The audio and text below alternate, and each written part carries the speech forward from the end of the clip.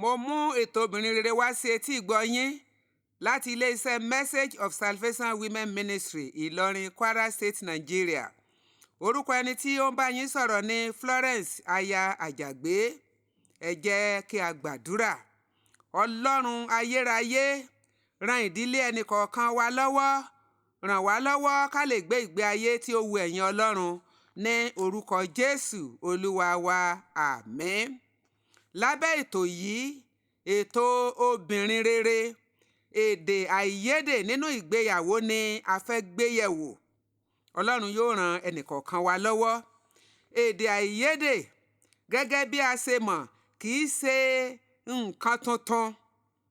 Ṣùgbọ́n nínú ìdílé onígbàgbọ́, bí a bá ní èdè àìyedè, a gbọ́dọ̀ tètè máa sọ àsọyé pọ̀ kí ó má bàa wá jẹ́ wípé a lo èdè àìyedè yẹn láti fi da ilé wa rú sí i.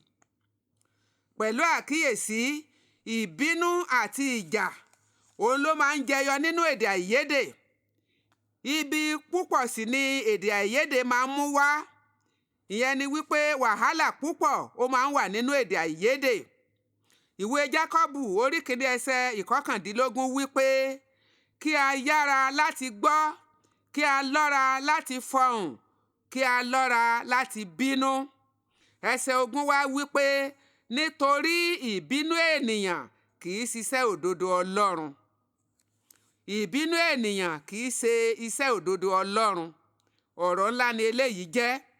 Nínú ìwé Éfésù orí 4 ẹsẹ̀ 26, Bíbélì tún wípé bínú má sì ṣe ṣẹ̀, má ṣe jẹ́ kí oòrùn kí ó wọ̀ bá ìbínú rẹ. Ìyẹn ni pé bí a bá ní èdè àìyedè, a lè bínú, ṣùgbọ́n kí ìbínú yẹn kó mọ níwọ̀n. Ká jókòó, yálà pẹ̀lú ọkọ wa tàbí pẹ̀lú ẹni tí a ní èdè àìyedè pẹ̀lú rẹ̀, ká sọ àsọyé pọ̀ kí ohun tí ó fa èdè àìyedè yẹ kí a sì mú kúrò pẹ̀lú àlàyé. Ká má ṣe fífalẹ̀ rárá débi wípé yóò wá di ẹ̀ṣẹ̀ bọ̀ wá lọ́rùn. Gẹ́gẹ́ bí wọ́n ṣe wípé ká bínú, ká má ṣe ṣẹ̀. Nítorí àwọn ibi ó pọ̀ nínú èdè àìyedè, èyí tí ó lè ṣẹlẹ̀ bí a kò bá tètè mú kúrò. Èdè àìyedè nínú ìdílé onígbàgbọ́ ó gbọ́dọ̀ jẹ́ èyí tó mú ẹnì kejì wa bọ̀ sípò tí kò ní fa ìpalára fún un. Mo fẹ́ ká farabalẹ̀ láti gbọ́. Ìbínú tí kò tọ̀nà ó ní ìbínú tó ń ba nǹkan jẹ́ nínú ilé, ìbínú tó ń ṣépè, ìbínú tó ń luni, ìbínú tó ń yọ àdá, tó ń yọ ìbọn, ọ̀bẹ, ìbínú tó ń da ohun olóró sí ẹnìkejì lára, ìbínú tó kàn mú gbogbo nǹkan tẹbí tará tó ń dàlúra wọn, tàbí tó ń ṣépèlé tẹbí tará, tó ń sọ àwọn ọ̀rọ̀ kò bá kùn gbé. Gbogbo irú àwọn ìbínú bẹ́ẹ̀, ìbínú wọ̀nyí wọ́n jẹ́ ìbínú aṣiwèrè. Ọlọ́run yóò ràn wá lọ́wọ́. Bí a bá ń bínú, ẹ jẹ́ ká kíyèsára. Àyànfẹ́ Ọlọ́run, gẹ́gẹ́ bí mo ṣe ń sọ náà ni, àyànfẹ́ Ọlọ́run ó gbọ́dọ̀ máa bínú kó o máa ṣe àwọn nǹkan tí a ti kà sílẹ̀ yìí, ká máa hu irú ìwà èyí tí mo ti sọ lẹ́ẹ̀kan yẹn. Ìwé Òwe orí 4 ẹsẹ̀ 1 wípé olúkúlùkù ọlọ́gbọ́n obìnrin ní ń kọ́ ilé rẹ̀, aṣiwèrè fi ọwọ́ ara rẹ̀ fà á lulẹ̀. Ọ̀pọ̀lọpọ̀ nǹkan òun ni ó lè mú kí ènìyàn ó bínú, ṣùgbọ́n nínú gbogbo àwọn nǹkan náà a gbọ́dọ̀ lo ọgbọ́n Ọlọ́run. Mo ní ọ̀pọ̀lọpọ̀ nǹkan òun ló lè fà á, mo tún sọ lẹ́ẹ̀kan sí, tó lè fa èdè àìyedè nínú ilé. Ṣùgbọ́n ẹ jẹ́ kí a máa rántí wípé ìhùwàsí wa, ọ̀rọ̀ ẹnu wa, ìgbésẹ̀ wa ó gbọ́dọ̀ yàtọ̀ sí ti àwọn ìdílé aláìgbàgbọ́. Ìdílé onígbàgbọ́ gbọ́dọ̀ máa jẹ́ àpẹẹrẹ nínú ohun gbogbo. Ìdílé onígbàgbọ́ kò gbọ́dọ̀ máa tẹ́ ọ̀rọ̀ rẹ̀, kó máa tẹ̀lé orí àtẹ fún àwọn ènìyàn. Ìdílé rẹ kò gbọ́dọ̀ máa lọ níhìn sọ́hùn láti máa ro ẹjọ́ ara wọn kiri. fún àwọn aláìgbàgbọ́. Torí pé Bíbélì pè wá ní ìmọ́lẹ̀ ayé, ìdílé onígbàgbọ́ kò gbọdọ̀ máa ka ẹ̀ṣẹ̀ síra wa lọ́rùn tàbí kí a máa kọ ẹ̀ṣẹ̀ ara wa sílẹ̀ sínú dáyárì. Bíbélì pè wá ní ènìyàn ọ̀tọ̀. Àwa náà gbọdọ̀ ṣe ohun tí ó yàtọ̀ sí ti àwọn aláìgbàgbọ́, kí a gbé pẹ̀lú ìfẹ́, kí a jẹ́ àpẹẹrẹ rere níwájú àwọn ọmọ wa, kí a hùwà ọlọ́gbọ́n sí àwọn aládùúgbò tó ń wò wá, kí a dáríjìra wa. Bí àwọn ọmọ ọ̀wọ́n, ẹ jẹ́ ká máa ṣe bẹ́ẹ̀. Bẹ́ẹ̀ ò bá gbàgbé, ṣe bí Éfà ìyá ńlá wa, èyí tí a mọ̀ sí ìyá àkọ́kọ́, òun ló hùwà búburú, èyí tí ó fa ègún àti ìyà fún ìdílé wọn àti fún gbogbo ìran ènìyàn títí di òní olónìí. Ṣé ẹ sì mọ̀, Ádámù àti Éfà ń wò mọ̀ sí yàrá wọn. Wọ́n ń gbé pẹ̀lú ìfẹ́ gẹ́gẹ́ bí ọ̀rọ̀ Ọlọ́run ṣe fi hàn. A ò gbọ́ wípé wọ́n kọ ara wọn sílẹ̀. Nítorí náà, ọ̀rọ̀ ìbínú wa kò gbọdọ̀ máa fa ìkọ̀sílẹ̀. Ǹjẹ́ ìdílé rẹ náà ń gbé pẹ̀lú ìfẹ́? Ǹjẹ́ ẹ̀ ń gbé pẹ̀lú àlàáfíà? Ìfẹ́ gbọdọ̀ ní ìfaradà. Ó gbọdọ̀ máa dáríjì bí Kristi ṣe dáríjì wá. Bẹ́ẹ̀ gẹ́gẹ́ ni ó yẹ kí àwa náà ó máa ṣe. Ní èkíní Pétérù orí 3:9, ó wí pé má ṣe fi búburú san búburú. Ìyẹn ni pé bí ọkọ rẹ bá ṣẹ̀ ọ́, pè é pẹ̀lú ìtẹríba, bá a sọ̀rọ̀. Má ṣe jẹ́ kí búburú ó ṣẹ́gun rẹ, ṣùgbọ́n fi rere fi ṣẹ́gun búburú. Rántí pé ìdáhùn pẹ̀lẹ́ ó yí ìbínú padà. Bí obìnrin yóò bá sì jẹ́ obìnrin rere, ó gbọ́dọ̀ mọ bí a ṣe ń hùwà pẹ̀lẹ́pẹ̀lẹ́ nínú ilé. Ìkíni Tẹsalóníkà orí 5:9 wí pé nítorí Ọlọ́run yàn wá kì í ṣe sí ìbínú, ṣùgbọ́n sí àti ní ìgbàlà. Bí a bá jẹ́ ní ìgbàlà, ẹ jẹ́ kí a dáríjì ara wa gẹ́gẹ́ bí ọmọ ìgbàlà.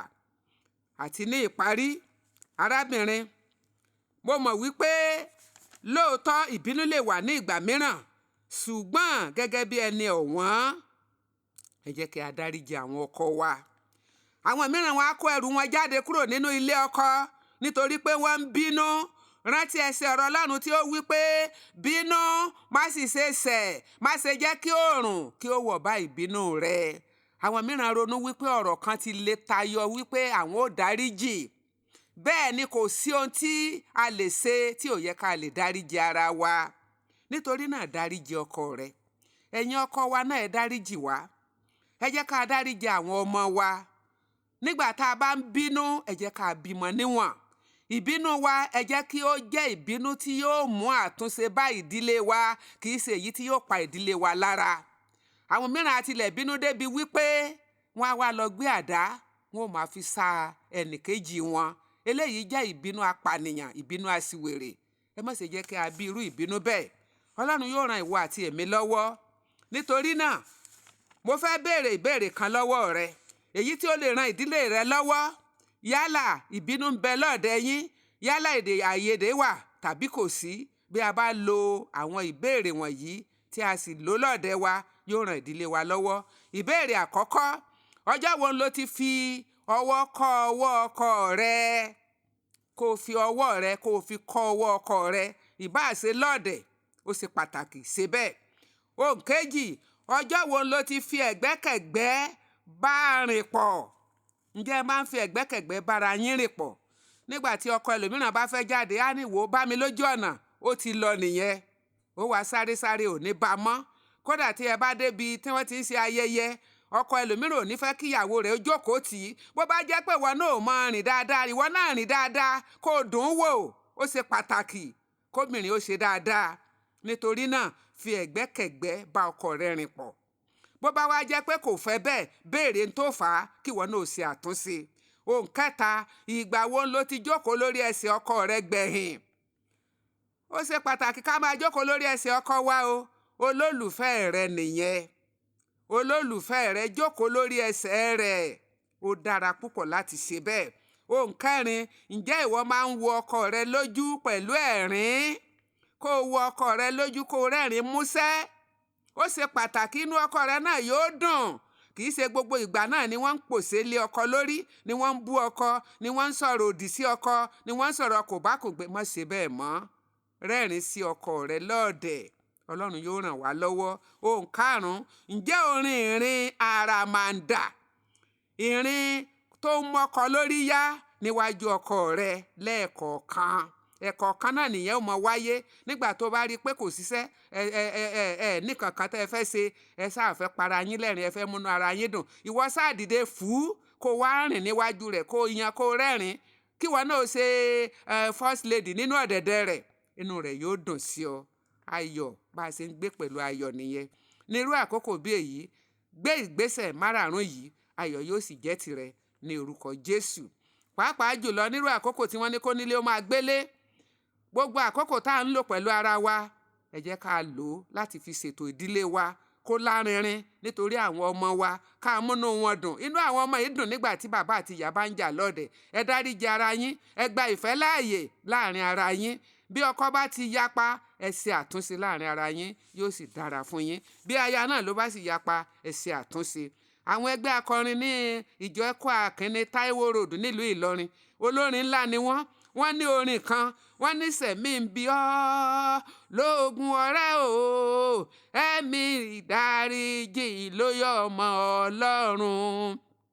sẹ̀mí ń bí ọ́ lóògùn ọ̀rẹ́ o, ẹ̀mí ìdáríjì ló yẹ ọmọ Ọlọ́run. bó bá fẹ́ pe nọ́mbà yìí tó fi lè pè wá fún nǹkan tàbí òmíràn, bó bá ti rí ìbùkún gbà tí o sì fẹ́ pe nọ́mbà wa fún ìmọ̀ràn tàbí àdúrà pàtàkì, o lè pe nọ́mbà yìí 09036932020. lẹ́ẹ̀kan sí 09036932020.